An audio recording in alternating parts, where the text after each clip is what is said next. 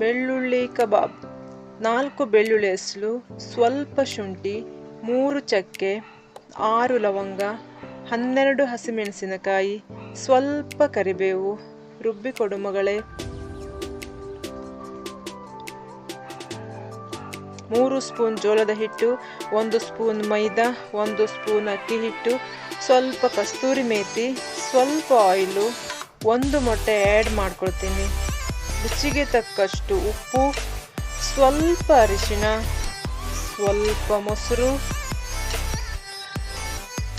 ಆವಾಗಲೇ ರುಬ್ಬಿಕೊಂಡಿರುವಂಥ ಮಸಾಲೆಗೆ ಅನ್ನು ತೆಗೆದುಕೊಂಡು ಮಿಕ್ಸ್ ಮಾಡ್ಕೊಳ್ಳಿ. ಯಾವುದೇ ಕಾರಣಕ್ಕೂ ನೀರು ಸೇರಿಸಬೇಡಿ. ಚೆನ್ನಾಗಿ ಮಿಕ್ಸ್ ಮಾಡ್ಕೊಳ್ಳಿ. 1.5 kg ಚಿಕನ್ ಪೀಸ್ ತೆಗೆದುಕೊಳ್ಳಿ.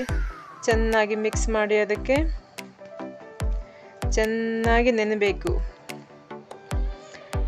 ಚೆನ್ನಾಗಿ ನೆಂದಿದೆ. ನೀಟಾಗಿ ಎಣ್ಣೆ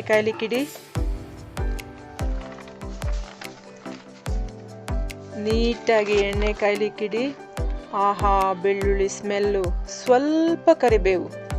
ಚಟಾಪಟ ಚಟಾಪಟ ಚೆನ್ನಾಗಿ ಕರಿದು ಆಮೇಲೆ ಯಾವ ಕಲರ್ ಇದೆಯಾ, ಏನಿದೆ ಜ್ಯೂಸಿ ನೋಡಿ ಹೆಂಗೆ ಬೆಂದಿದೆ ನೋಡಿ.